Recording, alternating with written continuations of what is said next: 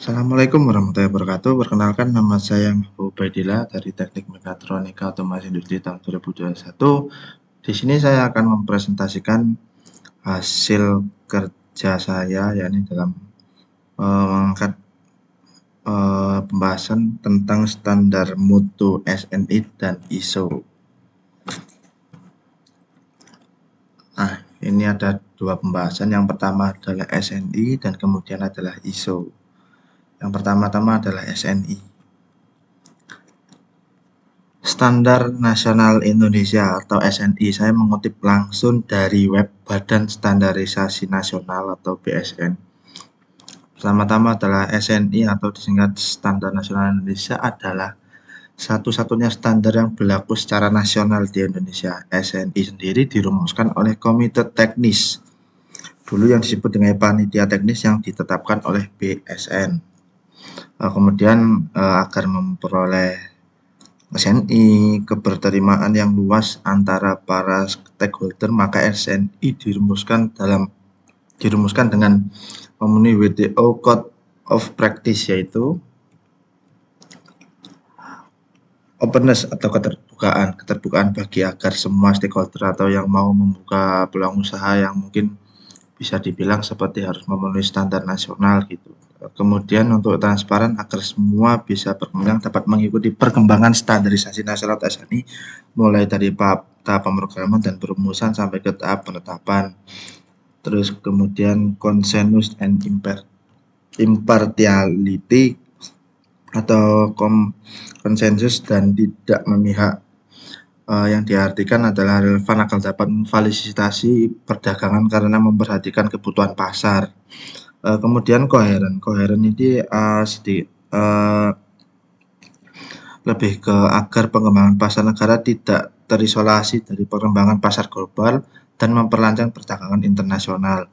Kemudian effectiveness and relevance, efektif dan relevan agar dapat memfasilitasi perdagangan agar tidak memperhatikan kebutuhan pasar dan tidak bertentangan dengan peraturan perundang-undangan yang berlaku. Kemudian adalah development dimension atau dimensi pembangunan akan memperhatikan kepentingan publik dan kepentingan nasional dalam meningkatkan daya saing perekonomian nasional. Penjelasannya dari SNI sendiri adalah mencakup berbagai sektor industri seperti makanan, minuman, otomotif, konstruksi, teknologi, informasi, kesehatan, dan masih banyak lain lagi. Dan standar SNI ini dirancang untuk melindungi konsumen juga dan memastikan keamanan, mengurangi risiko, meningkatkan efisiensi, dan mendorong inovasi. Dan setelah di SNI tadi kita mengutipkan dari bagian BSN atau Badan Standarisasi Nasional. Badan Standarisasi Nasional atau BSN sendiri adalah badan yang bertanggung jawab atas penetapan dan pengelolaan standar mutu SNI di Indonesia dan berperan dalam mengkoordinasi proses pembuatan standar termasuk pengembangan, penyusun, dan pemutakhiran standar sesuai dengan perkembangan teknologi dan kebutuhan pasar. Dan SNI sendiri adalah produsen, importir, dan penyedia jasa di Indonesia dan diharapkan dapat meningkatkan kualitas produk dan layanan mereka sehingga memberikan perlindungan yang lebih baik bagi konsumen serta meningkatkan daya saing di pasar lokal dan global dari tahun ke tahun. Dan ini adalah contoh barang-barang mungkin yang pasti menggunakan label SNI atau sudah distandarisasi oleh BSN. Yang pertama adalah helm. Sudah jelas mungkin helm harus memiliki standar nasional. Terus kemudian yang contoh kedua adalah setrika. Terus kemudian yang ketiga adalah pipa-pipa. Terus kemudian ada alat konstruksi, contoh semen, ini yang keempat. Dan yang terakhir, mainan anak-anak pun harus memiliki standarisasi nasional. Mungkin untuk yang di pembahasan di SNI cukup dari situ saja. Kemudian kita lanjut ke pembahasan ISO. ISO sendiri adalah International Organization for Standardization atau standarisasi organisasi. Saya mengutip langsung pada web Institut Teknologi 10 November atau ITS. ISO sendiri adalah badan non pemerintahan yang terdiri dari 160 negara yang mereka bertanggung jawab mengembangkan standar untuk berbagai industri, mempromosikan kualitas, keamanan, dan efisiensi.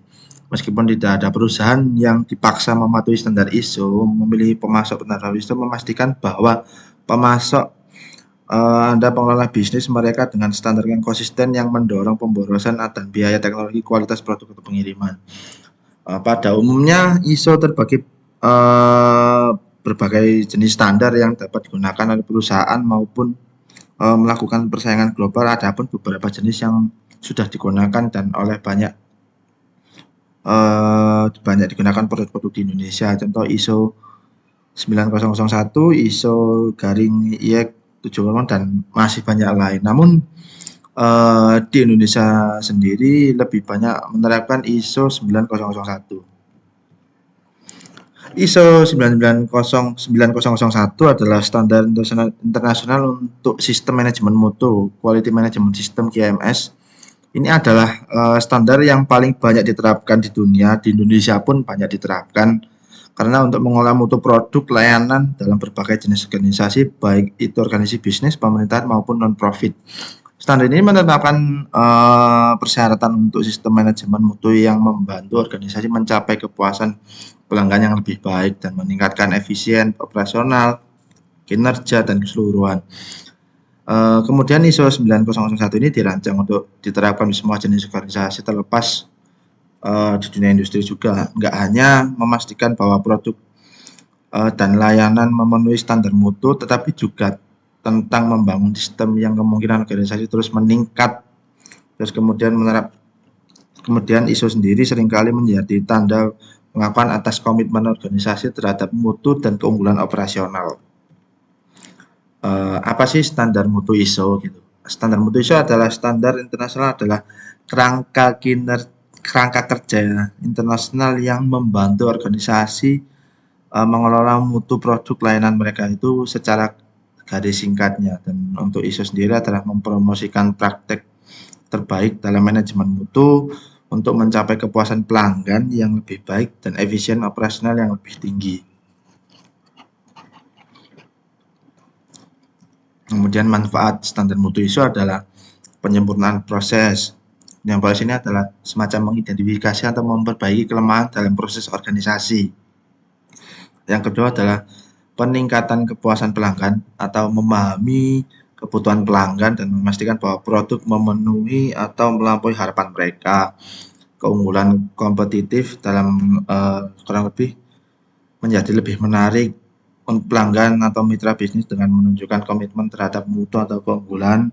Kemudian penurunan biaya, mengurangi biaya akibat cacat dan